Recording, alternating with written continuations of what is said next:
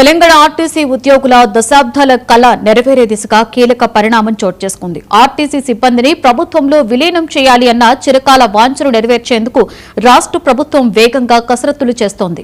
ప్రణాళిక ప్రకారం అన్ని జరిగితే తెలంగాణ ఆవిర్భావ ప్రకటన వెలువడిన డిసెంబర్ 9వ తేదీన విలీనంపై తుది నిర్ణయాన్ని ప్రకటించే అవకాశం ఉందని విశ్వసనీయ వర్గాల సమాచారం. ఈలోగా విలీన ప్రక్రియకు సంబంధించిన పూర్తి విధి విధానాలను సిద్ధం చేసే పనిలో అధికారులు నిమగ్నమయ్యారు.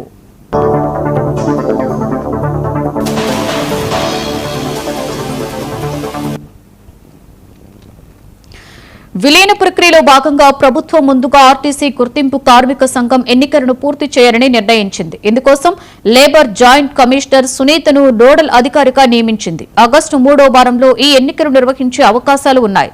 ఎన్నికల్లో గెలిచిన సంఘాన్ని విలీన విధి విధానాల రూపకల్పనలో భాగస్వామ్యం చేస్తామని రవాణా శాఖ మంత్రి పొన్నం ప్రభాకర్ ఇప్పటికే స్పష్టం చేశారు. ఈ హామీతో కార్మిక సంఘాలు ఎన్నికలను ప్రతిష్టాత్మకంగా తీసుకుని డిపోల వారీగా ప్రచారాన్ని ముమ్మరం చేశాయి.